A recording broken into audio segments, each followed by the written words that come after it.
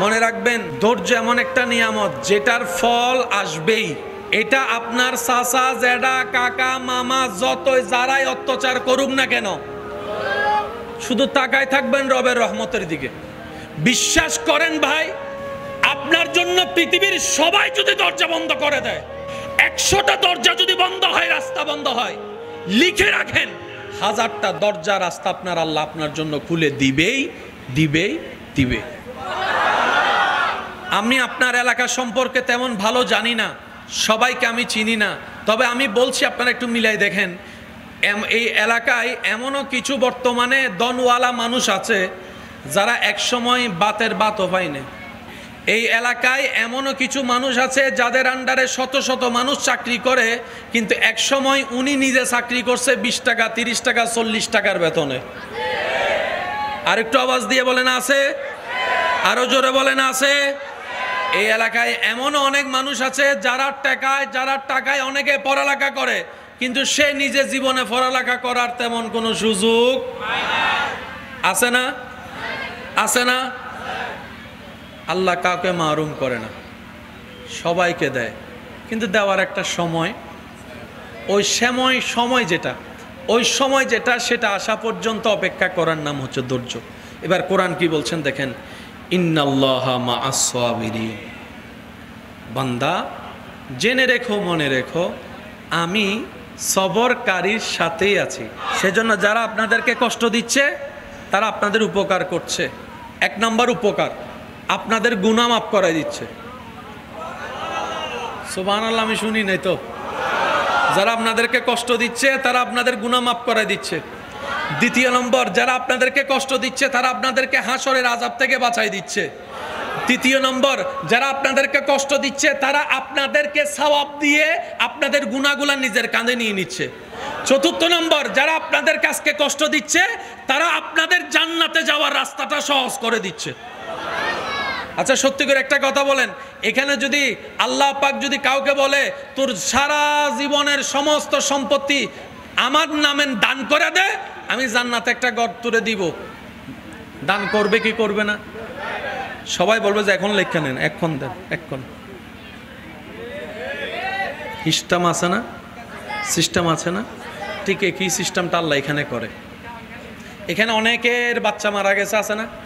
হাসরে যাওয়ার পরে বাবাও আটকাই গেল গুনার কারণে, মাও আটকাই গেল গুনার কারণে, জান্নাত পাওয়ার কোনো সুযোগ। এবার তাদেরকে ফেরেশতারা জাহান্নামে নিয়ে যাচ্ছে। হঠাৎ করে একজন ফেরেশতা এসে বলে দাঁড়াও, তাদেরকে দাঁড় করাও। তাদের হিসাব পাল্টাই গিয়েছে, তাদের রায় চেঞ্জ হয়েছে। বলে যে কেমন চেঞ্জ? বলে যে তাদেরকে জাহান্নামে নয়, জান্নাতের রাস্তাটা একটু দেখাই দাও, জান্নাতের রাস্তা দেখাই দাও। সুবহানাল্লাহ, একটু জোরে বলি না, জান্নাতের রাস্তা দেখাই দাও। এবার গুনাহগার বাবা, গুনাহগার মা দুইজনে ভাবতে থাকে কি জান্নাত পাওয়া তো দূরের কথা, জান্নাতের গ্রান পাওয়ারও তো যোগ্যতা আমাদের কাছে নাই, গুনাহ করছি, আবার জান্নাত পেলাম কি? আল্লাহর তো কোনো হিকমত তো নিশ্চয় আছে। এবার জান্নাতের দরজায় দাঁড়ায় দেখে ছোট্ট একটা বাচ্চা দাঁড়ায় আছে। এবার সে জিজ্ঞেস করে, বলে যে তুমি কে? বলে যে বাবা আমারে চিনো নাই, আমাকে চিনো নাই। সুবহানাল্লাহ, আওয়াজ আসতেছে না? আমাকে চিনো নাই? বাবা মা বলে যে না, আমি তো তোমাকে চিনছি না, তুমি কে? বলে যে আমি তোমার সেই সন্তান যে কোলে থাকা অবস্থায় আল্লাহ দুনিয়ার থেকে নিয়ে এসেছিল, তোমাদেরকে কিছুটা কষ্ট দিয়েছিল, আজকে তোমাদেরকে জান্নাতে দেওয়ার জন্য আমাকে মাসুম অবস্থায় আল্লাহ দুনিয়া থেকে নিয়ে আসছেন। জীবনে যাই আসুক, যত রকমের ঝড় তুফান আসুক, অস্থির হওয়া যাবে না, অধৈর্য হওয়া যাবে না। করণীয় কি? যা হওয়ার হোক, যেমন হওয়ার হোক, আমার একজন মালিক আছে, আমাদের একজন মালিক, তিনি সবকিছু দেখেন, তিনি সবকিছু শুনেন, এমন একজন মালিক আমার সাথে এখন যা হচ্ছে সব ওনার নজরে আছে। আমাদের সাথে যা হচ্ছে সবকিছু ওনার নজরে, আর উনি চাইলে সেকেন্ডে রাত দিন হয়ে যায়, দিন রাতে রূপান্তর হয়, যিনি কোন বললে ফায়াকুন হয়ে যায়, এমন একজন মালিক আমাদের। এইরকম একজন মালিক থাকতে আমাদের টেনশন করার কোনো দরকার। আমাদের কাজ হচ্ছে যে ওনার হুকুমের অপেক্ষা করা, উনি যাই দিবেন সেটাই খুশি মনে আমরা আপন করে নিব। অধৈর্য অস্থির হব না। চিৎকার দিয়ে বলেন ইনশাআল্লাহ। এই কোরআনের প্রত্যেকটি হরফ রবের কালাম। আমরা জানি অনেক কিছু, বুঝতে পারি না বলে উপলব্ধি হয় না। বুঝতে পারি না বলে উপলব্ধি। ভালোবাসার মানুষের দেওয়া মেসেজ চিঠির যত আন্তরিকতা, আকর্ষণ, ভালোবাসা থাকে,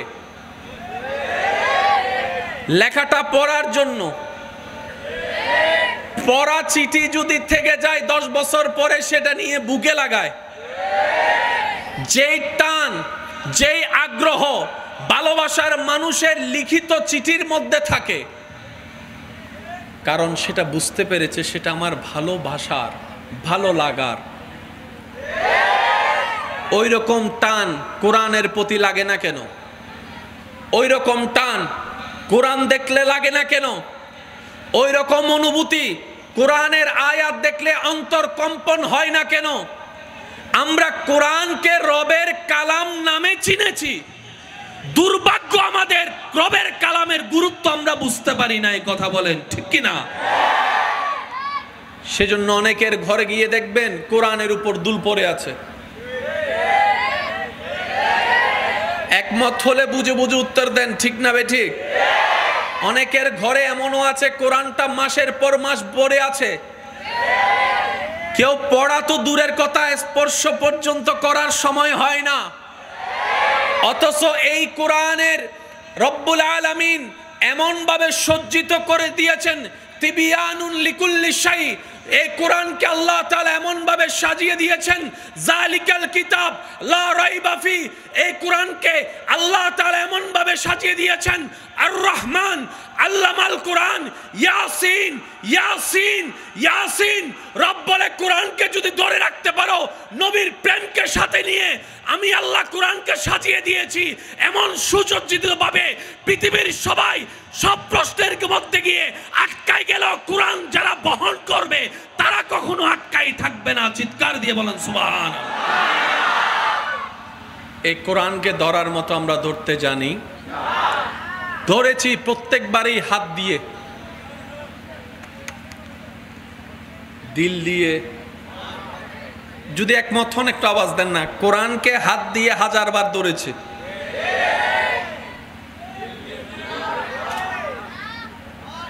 ব্যর্থতা আমাদের ওই জায়গায়। এবার আসেন, জগৎ বিখ্যাত পাওয়ারফুল ব্যক্তি যার কাছে থাকে, তার সামসাও তো এলাকায় এসে বুক ফুলাই চলে। কোন পদে নাই, সামসা সনহরার মাটিতে তার পা পড়ে না।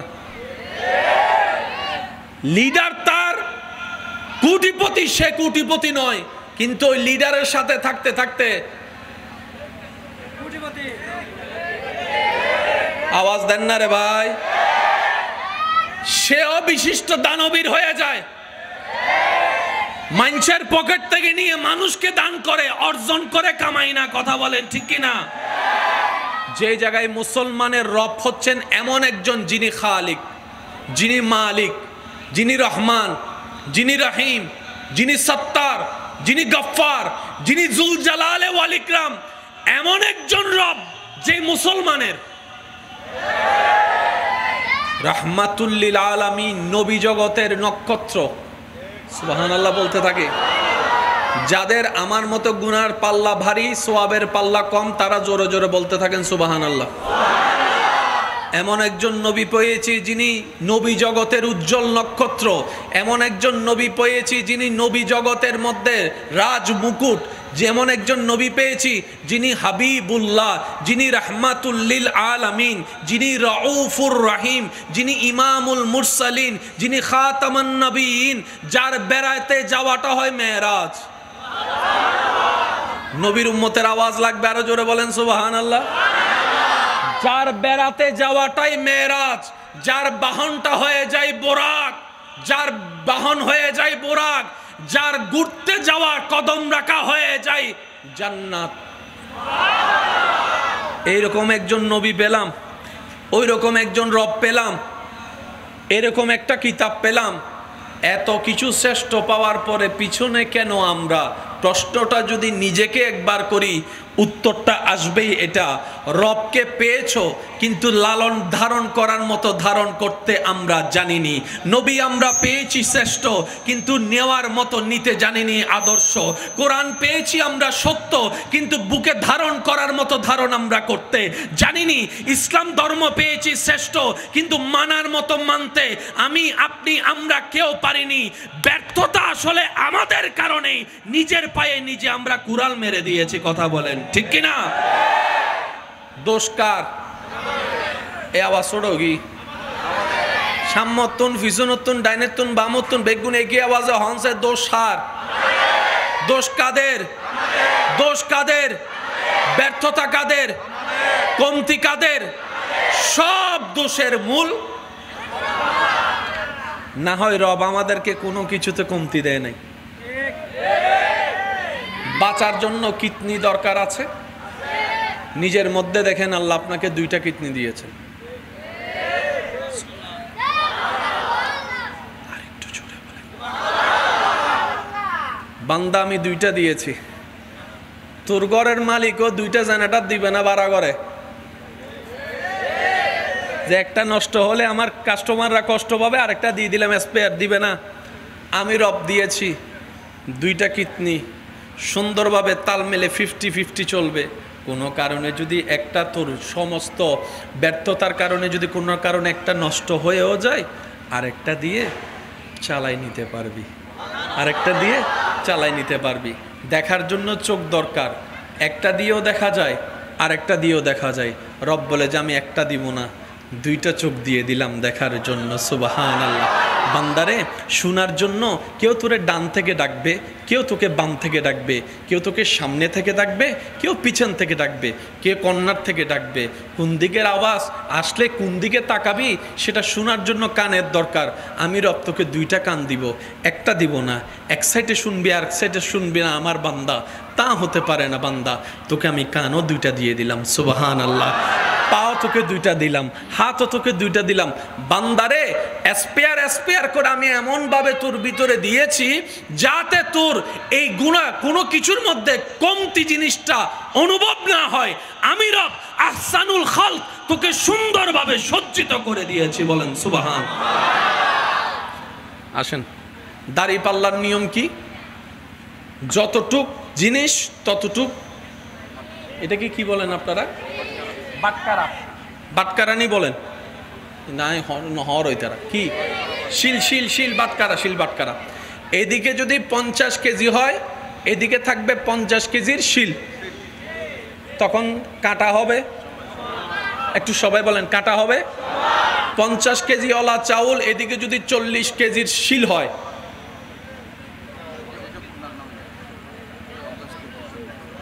ঠিক আছে?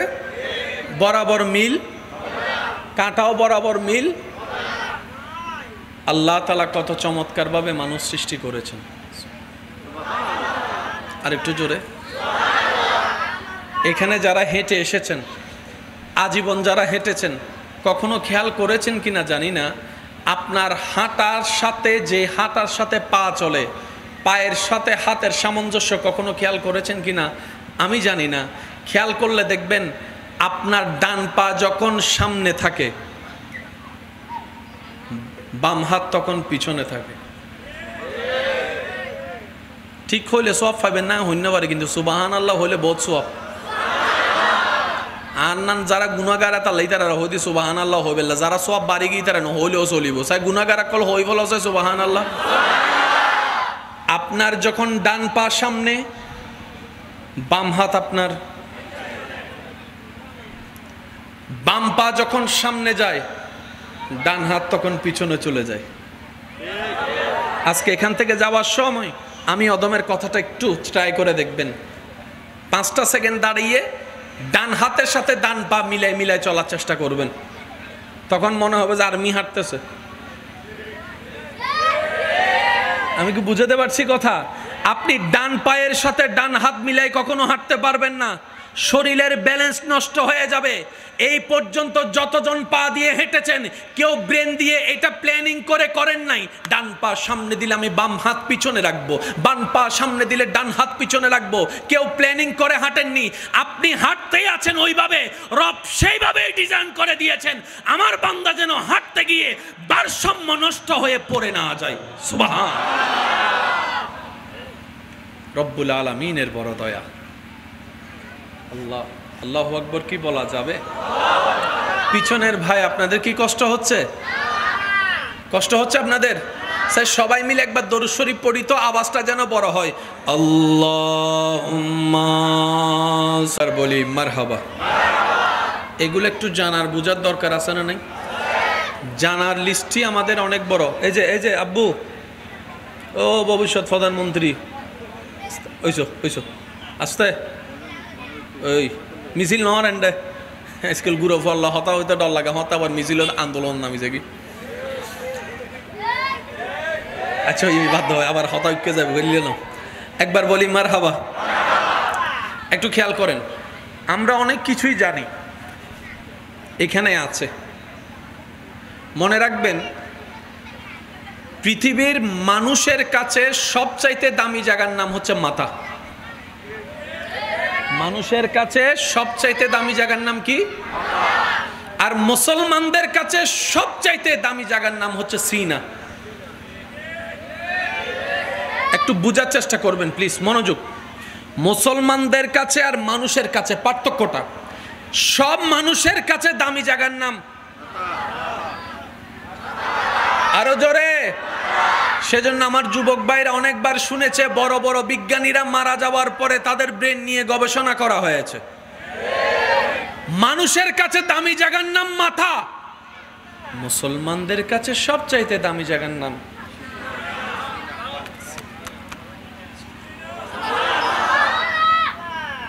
পৃথিবীর সাধারণ মানুষ যা স্ট্রোক করে সব এখানে করে, আর হাসরের ময়দানে ইজ্জত পানেওয়ালা জান্নাত যাদেরকে খুঁজে রবের প্রিয় বান্দা যারা হয়, তাদের সবচাইতে দামি জায়গা হচ্ছে সিনা। ওই সিনায় তারা সমস্ত নিয়ামতকে স্টক করে। একটু বুঝার চেষ্টা করবেন। আমার ছাত্র ভাই যারা আছেন, মাদ্রাসা স্কুলে যারা পড়ালেখা করেন, যাদের বিজ্ঞান, সায়েন্স, আর্টস, কমার্স এই তিনটা সাবজেক্টের ভিতরে যাদের একটু ব্রেন ভালো, তাদেরকে সবাই পরামর্শ দেয় তুমি ক্লাস 9-এ উঠে কি নিও। একটু বলি, সবাই কি বলে? যে একটু বুঝে ভালো, পড়া ক্যাপচার করতে পারে সহজেই, তাদেরকে আমরা পরামর্শ দিই তুই সায়েন্স। আর আমার মতো যারা 10-12 একবারও মুখস্থ করতে পারে না, তারা সায়েন্স নিতে গেলে স্যারে বলে তুই নিজের মাথাও নাই আর গো হাই বেলাবি, মাথাও না বাজি, মাথাও না। যাদের ব্রেন ভালো তাদেরকে আমরা সায়েন্সের দিকে কেন দিই? কারণ সায়েন্সের জগৎটাই হচ্ছে তুলনামূলক সবচেয়ে একটু কঠিন, যেখানে রসায়ন আছে, যেখানে পদার্থ আছে, যেখানে কেমিস্ট্রি, বায়োলজি, ম্যাথমেটিক্স, এইরকম হাজার বিষয় আছে, বড় কঠিন বিষয়। যারা ব্রেন দুর্বল তারা এই বিষয় নিয়ে কখনো আলগাতে পারে, আর যাদের ব্রেন ভালো তারা এইগুলা পড়তে পড়তে বড় বড় ডাক্তার হয়েছে, ইঞ্জিনিয়ার হয়েছে, পাইলট হয়েছে, বড় বড় বিজ্ঞানীরাও হয়েছে। কথা বলেন ঠিক কিনা? পৃথিবীর মানুষরা সমস্ত কিছু স্ট্রোক করে কোথায়? ব্রেইনে। আর আল্লাহ ওয়ালা যারা, তারা স্ট্রোক করে সব। এবার আসুন, পৃথিবীর সবচাইতে দামি কিতাবের নাম কি? এই কোরআন। পৃথিবীর সমস্ত বই আমরা কোথায় রাখি? বাংলা, অঙ্ক, ইংরেজি, বিজ্ঞান কোথায় রাখি? ব্রেনে। আল্লাহ তাআলা কোরআনকে নাজিল করেছেন নবীর ব্রেনে না অন্তরে? আমি শুনি না, একটু জোরে বলেন তো, আরো জোরে বলেন। আল্লাহ শ্রেষ্ঠ কিতাব কোরআন নাজিল করার সময় নবীর নূরানি দেহ মুবারকের আফাত ও মুস্তকের ভিতরে অন্তরকে বাছাই করেছেন, অন্তরকে বাছাই করেছেন। সুবহানাল্লাহ বলেন না? সেজন্য আপনার এলাকায় মনে রাখবেন, এটা যত কোরআনে হাফেজ আছে, যাদের অন্তরে কোরআন, আপনারাই বলেন অন্তরে কোরআন, অন্তরে কোরআন, তার মানে অঙ্ক, ইংরেজি, বাংলা, বিজ্ঞান ব্রেনে সেভ হয়। হাফেজদের কোরআন সেভ হয় তাদের অন্তরে, তাদের কলবে। সুবহানাল্লাহ।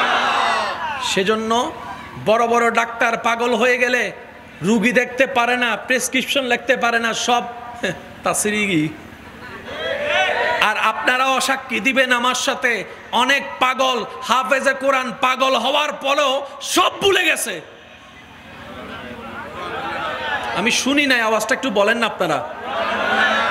তার ব্রেন স্ক্রু দিলেও কিচ্ছু চিনে না, পারে না, কিন্তু কোরআন পড়তে বলে অনর্গল পড়ে, অনর্গল পড়ে, অনর্গল পড়ে।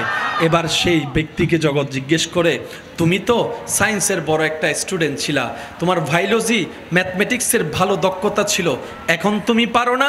বলে যে সব যা ব্রেনে সেভ করেছি, ব্রেনের স্ক্রু ঢিলা হওয়ার সাথে সাথে সব কিছুই, বলেন না বলেন না বলেন না, সব কিছুই আপনার ফরম্যাট হয়ে গিয়েছে। কিন্তু আমি কোরআন ভুলি নাই। কেন জানো? আমি কোরআনকে কখনো ব্রেনের মধ্যে স্ট্রোক করতে পারি নাই। রব বলে যে পৃথিবীর সব জ্ঞান ব্রেনের মেমোরি কার্ডে থাকবে, আমি আল্লাহর কোরআন ক্যাপচার মতো করার মতো ক্ষমতা ব্রেনের নাই, সেটা একমাত্র কলবের মধ্যে আমি আল্লাহ দান করে দিয়েছে। সুবহানাল্লাহ। এখন আপনারা অঙ্কটা পুরোটাই বুঝতে পারবেন। কোরআন কি ঝগড়া লাগাতে আসছে নাকি ঝগড়া মিটাতে আসছে? কোরআন কি অশান্তি করতে আসছে নাকি শান্তি করতে আসছে? তো কাদের কারণে কোরআন দ্বারা শান্তি প্রতিষ্ঠা হবে? মনে রাখবেন, যাদের কোরআনটা হৃদয়ে থাকবে, হৃদয়ের চোখ দিয়ে যারা কোরআন পড়বে। কোরআনের সাথে কানেকশন কি ব্রেনের না হৃদয়ের? একটু সবাই বলেন না, কোরআনের সাথে কানেকশন কি ব্রেনের না হৃদয়ের? ব্রেন দিয়ে কোরআন বোঝা যাবে। আপনি আমি কোরআন যতবার খুলি না, তার চাইতে অনেক বিজ্ঞানী বিধর্মীরা এর চাইতে বেশি কোরআন খোলে, কিন্তু তাদের এখনো ভিতরে নূর আসে, কারণ কোরআন ব্রেন দিয়ে বোঝা যাবে। সেজন্য আল্লাহ তাআলা আমাদেরকে পরামর্শ দিয়েছেন, ওয়াকুনু মা'আস সাদিকিন, নামাজি নামাজ পড়ে আমার বন্ধুর সাথী হয়ে যাও। সুবহানাল্লাহ, আরো জোরে বলতে হবে। রোজাদার রোজা রেখে আমার বন্ধু প্রিয় মানুষ তালাশ করে তাদের সাথী হয়ে যাও। রব তোমার প্রিয় বান্দা কারা? তোমার প্রিয় বান্দা কারা? রব বলে যে যাদের সিনা আলোকিত হবে তারাই আমি রবের প্রিয় বান্দা। এবার সত্যি করে একটা কথা বলেন, আমাদের চেহারা মোটামুটি ফরত আছে, কা ফরো গরিও ফরত আছে না? আল্লাহ দিলে মোবাইল টোবাইলের মধ্যে কেনা স্ট্যান্ডার্ড আছে না? কিন্তু হৃদয় আলো না আন্ধার? আর গান আন্ধার, অনর গান অন হন না। আর হৃদয় কি আলো না আন্ধার? এখানে জোর হন না। আর হৃদয় কি আলো না আন্ধার? বক্তকল হৃদয় আন্ধার, ডাক্তারের হৃদয় আন্ধার, বক্তা নেতার হৃদয় আন্ধার, আল্লাহর ওলিয়কল হৃদয় কেন জোর হন না? সুবহানাল্লাহ। আল্লাহ তাআলা আমাদেরকে ইসলাম বুঝার তৌফিক দান করুক। মানুষের দামি জায়গার নাম, এটা ভুলে গেলে হবে না। মানুষের দামি জায়গার নাম, মুসলমানদের দামি জায়গার নাম। সারা দুনিয়ার মানুষ আলোকিত করবে মাথাকে, মুসলমানদের আলোকিত করা দরকার সিনা। মাথা আলোকিত হলে সিনা আলোকিত হয় না, কিন্তু সিনা যদি একবার আলোকিত হয়ে যায়,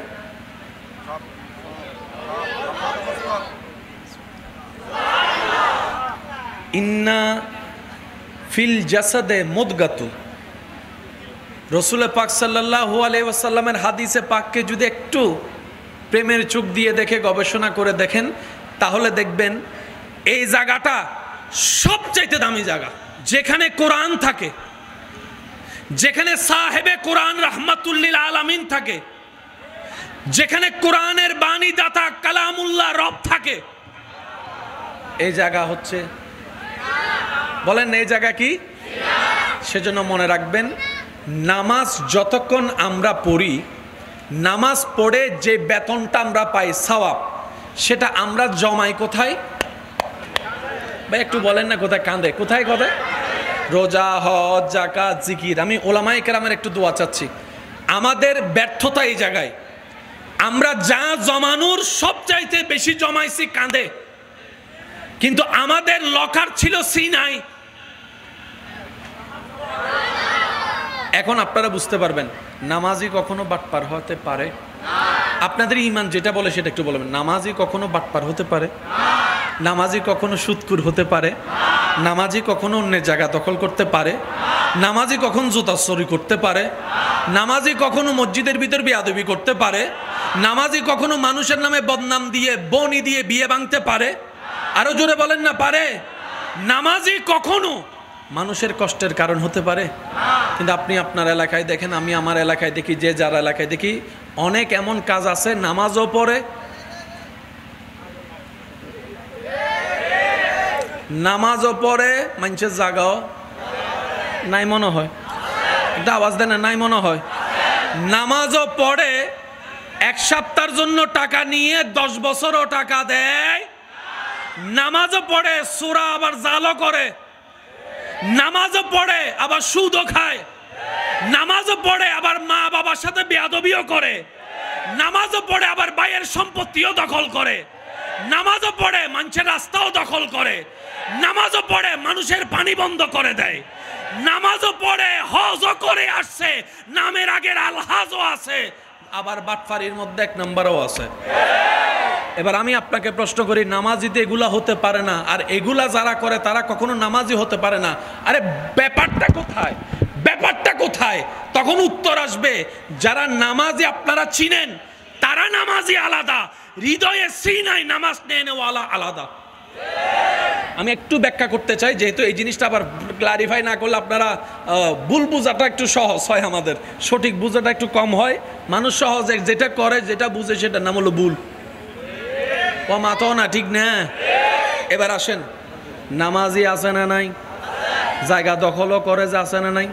তাহলে সে কখনো নামাজি হতে পারে? সে কি নামাজ পড়ে নাই? পড়েছে। এই নামাজ পড়ে নিয়ামতটা কোথায় রেখেছে? বলেন না কোথায়? আরো জোরে বলেন কোথায়? কিন্তু রাখা দরকার ছিল। বলেন, রাখা দরকার ছিল।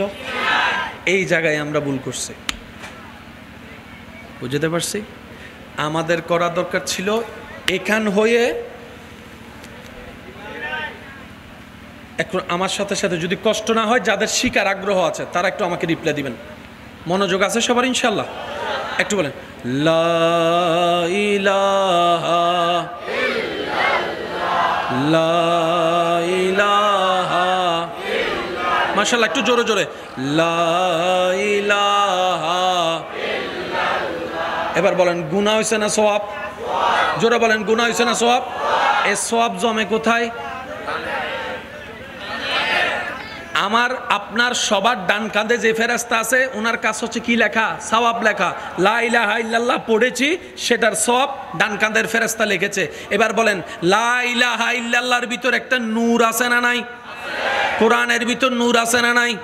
আওয়াজ আরো বড় লাগবে, কোন নূর আছে না নাই? রুকুর মধ্যে নূর আছে না নাই?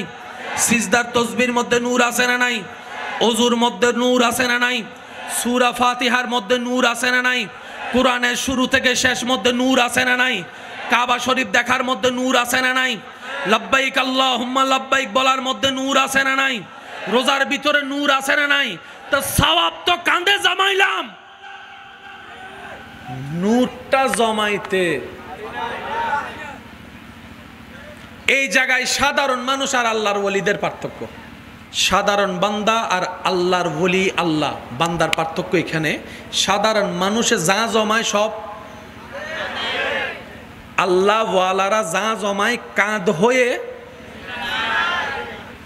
সেজন্য আমরা কোরআন পড়ি, আমাদের অর্থ হয় একরকম, যখন সেই কোরআন আল্লামা রুমি দেখে। সুবহানাল্লাহ, আমি এখনো শুনি নাই। সেই কোরআনের আয়াতের উপর যখন জালালউদ্দিন সুয়ুতির নজর পড়ে, সে কোরআনের আয়াতের উপর যখন পীরানে পীর দস্তগীর আব্দুল কাদের জিলানীর নজর পড়ে, সে কোরআনের আয়াতের সামনে আয়াত যখন হিন্দাল ওয়ালি গরিবে নামাজের সামনে চলে আসে, সে কোরআন যখন ইমাম গাজ্জালি পড়ে, তখন অর্থ হয়ে যায় ভিন্ন, শূন্যওয়ালা হয়ে যায় ভিন্ন, তাফসীর হয়ে যায় ভিন্ন, ব্যাখ্যা হয়ে যায় ভিন্ন। আরে পার্থক্যটা কোথায়? বলে যে ব্রেন দিয়ে কোরআনের ব্যাখ্যা ভিন্ন, হৃদয়ে ধারণ করা ব্যক্তিদের কোরআনের ব্যাখ্যা ভিন্ন হয়ে যায়।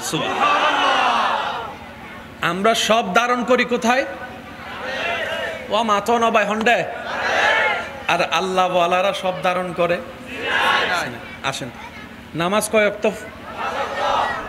ফজর, জোহর, আসর, মাগরিব। এই 5টা নামাজ ফরজ, বান্দা পড়লে আল্লাহ খুশি হয়। আর একটা নামাজ আছে সূরা নামাজ, গোপন নামাজ, আল্লাহর বেশি প্রিয়। এই নামাজটা কোনটা? আমি শুনি না, একটু সবাই মিলে বলেন। তাহাজ্জুদ পড়া কি ফরজ? ফরজ নয়, কিন্তু আল্লাহর বেশি প্রিয়। 5 ওয়াক্ত ফরজ, আল্লাহর ভালো লাগে বান্দা পড়লে, কিন্তু তাহাজ্জুদ পড়লে আল্লাহ আরো বেশি খুশি হয়। ব্যাপার কি? রব বলে যে 5টা ফরজ আমি রবের হুকুম, আমার বান্দা হুকুম পালন করেছে। আর তাহাজ্জুদ আমি তারা পড়তে বলি নাই, ফরজ করি নাই, তারা আমি ঘুমাইতে বলেছি। সে আমারে রাজি করার জন্য নিজের ঘুমকে হারাম করে না যায় নামাজে দাঁড়ায় গিয়েছে। সেজন্য নফল ইবাদত আল্লাহর বেশি প্রিয়। সুবহানাল্লাহ। আমি শুনি না আরো জোরে। রবের সান্নিধ্যের যে বিষয়টা, শুধু এই শব্দটার দিকে যাওয়ার চেষ্টা করছি। 5 ওয়াক্ত পড়লে আল্লাহ যতটুকু খুশি হয় বান্দার উপর, 5 ওয়াক্ত পড়ার পরে যারা গোপনে তাহাজ্জুদ পড়ে তাদের উপর আল্লাহ আরো বেশি খুশি হয়। মনে রাখবেন, জান্নাতে যেতে গেলে সওয়াবের দরকার না গুনার দরকার? সওয়াব কাকে বলে, গুনাহ কাকে বলে? এক কথায় মনে রাখবেন, বান্দার যেই কাজে রব খুশি এটার নাম সওয়াব, বান্দার যেই কাজে শয়তান খুশি এটার নাম গুনাহ। একদম সহজ কথা। বান্দার যেই কাজে আল্লাহ খুশি, কষ্ট যদি না হয় একটা আওয়াজ দেন, কি? বান্দার যেই কাজে শয়তান খুশি এটার নাম গুনার পাল্লা বাড়ি হলে জাহান্নাম, সওয়াবের পাল্লা বাড়ি হলে জান্নাত। সওয়াব কাকে বলে? রবকে খুশি করার নামে সওয়াব। তার মানে জান্নাতে যেতে গেলে একটাই কাজ করতে হবে, সেটা হচ্ছে রবকে খুশি করা। রবকে কি করা? খুশি করা। এবার আওয়াজ দিয়ে বলেন, বান্দা নামাজ পড়লে রব কি হয়? আওয়াজটা আরো বলে রাখবে, রব কি হয়? বান্দা যখন রমজানে রোজা রাখে রব কি হয়? হজ যাকাত করলে রব কি হয়? নফল রোজা রাখলে রব কি হয়? বান্দা যখন জানের চাইতে বেশি আল্লাহর হাবিব নবীকে ভালোবাসে রব কি হয়? আরো জোরে বলেন, রব কি হয়? বান্দা যখন সাহাবাকে সাহাবার মর্যাদা দেয়, আহলে বায়াতকে হৃদয়ে ধারণ করে সেই ভালোবাসা দেয়, তখন রব কি হয়? বান্দা যখন আল্লাহর নিয়ামত প্রাপ্ত বান্দাদেরকে সম্মান করে, তাজিম করে, মোহাব্বত করে, রব কি হয়? বান্দা যখন মা বাবাকে সম্মান করে, রব কি হয়? এর রব খুশি হলে হয় সওয়াব। অঙ্ক জটিল নয়, শুধু একটু বুঝতে হবে যে 2 যোগ 2 আরো জোরে 2 যোগ 2। এই অঙ্ক যত সহজ, এর চাইতে আল্লাহ ইসলামকে সহজ করেছেন। ইসলামকে বেজার লাগাইছে, কিন্তু ইসলামে না। এই দোষী না নহদ্দ সব ডাইরেক্ট সুবগি দে আরো জোর অহম পরিব দোষার বেজার লাগাইছি, ফেঁস লাগাইছি, গুতাগুতি করছি। ইসলামের মধ্যে বিন্দু পরিমাণ কোনো বেজাল। আল্লাহ পাক আমাদের সবার সিনাকে আলোকিত করুক। কি চমৎকার ভাবে আল্লাহ ইসলাম সাজাইছেন, কিভাবে বুঝাই ভাই আপনাদেরকে। আমরা এখন যে দুনিয়ায় আছি, যে জান্নাতের চাওয়া আপনার আমার চাওয়া স্বপ্ন, সে জান্নাত এবং দুনিয়ার মাঝে 2টা স্টেশন আসে। একটার নাম কবর, একটার নাম হাসর। একটার নাম কবর, একটার নাম, এই 2টার সামনে ফেস হওয়া ছাড়া কি কেউ জান্নাতে আমরা যেতে পারবো? কারো পক্ষে সম্ভব? আপনি শুনলে অবাক হবেন, চমৎকার বিষয়। এই 2টা স্টেশনের মধ্যে 2 রকমের পরীক্ষা নেওয়া হবে সবার। কবরের পরীক্ষা একরকম, হাসরের পরীক্ষা আরেক রকম। মনে রাখবেন, হাসরে যাওয়ার পরে আপনাকে আমাকে প্রশ্ন করা হবে, ওই প্রশ্নপত্র ধরন হবে আমল নিয়ে। কি নিয়ে? আমল নিয়ে। আর কবরের মধ্যে যে প্রশ্ন করা হবে সে প্রশ্নপত্র ধরন হবে ঈমান নিয়ে। কি নিয়ে? এবার বলেন, আমল থাকে কোথায়? সিনাই না কাঁধে? আমল আমল আমল লেখে যে ফেরেশতাগুলা কোথায়? তাহলে আমল থাকে কোথায়? আওয়াজ দিয়ে বলেন, আমল থাকে কোথায়? ভালো আমল ডান কাঁধে, খারাপ আমল বাম কাঁধে। এবার বলেন, হাসরে হবে আমলের হিসাব, আমল থাকে কোথায়? কাঁধে। আর ঈমান থাকে কোথায়? জোরে বলতে হবে, ঈমান থাকে কোথায়? এবার বুঝে রাখবেন, মনে রাখবেন, হাসরে যাওয়ার পরে আল্লাহ তাআলা জিজ্ঞেস করবে তোমার কাঁধে কি আছে বের করো। কবরে যাওয়ার পরে জিজ্ঞেস করবে তোমার অন্তরে কি আছে। এই অঙ্কটা একটু মাথায় রাখবেন। কবরে জিজ্ঞেস করা হবে সিনায় কি আছে, হাসরে গেলে জিজ্ঞেস করা হবে কাঁধে কি আছে। এবার বলেন, ভালোবাসা কি কাঁধে থাকে না সিনায়? আওয়াজটা একটু জোরে বলতে হবে। ভালোবাসা কি কাঁধে থাকে না সিনায়? আদব কি কাঁধে থাকে না সিনায়? মহাব্বত কি কাঁধে থাকে না সিনায়? সেজন্য বলা হয়েছে লা ঈমানা লিমান লা মুহাব্বাতা লাহু লা ইউমিনু আহাদুকুম হাত্তা আকুনা হাব্বা ইলাই মিন ওয়ালাদি ওয়া ওয়ালাদি ওয়ান নাস আজমাইন। আমার ভাইয়ের যে তাকদীরের মধ্যে তেলাওয়াত শুনেছেন, ইন কুনতুম তুহিব্বুনাল্লাহ ফাত্তাবিউনি ইউহিব্বুকুমুল্লাহ, সমস্ত কিছুকে অ্যানালাইসিস করে দেখবেন নবীর ভালোবাসার প্রতি আল্লাহ যে তাগিদ দিয়েছে। আল্লাহ বলে আমার নবীকে সিনায় রাখবা। বলেন না সুবহানাল্লাহ। নবীর স্থান মানুষের, আওয়াজটা একটু বড় করে দিতে হবে, নবীর স্থান উম্মতের সিনায়, আল্লাহ পাকের স্থান বান্দাদের সিনাতে। কবর পার কাঁধের হিসাবে জান্নাত হলে, নেক আমল হলে হাসর পার হয়ে যাবে। বলেন না সুবহানাল্লাহ।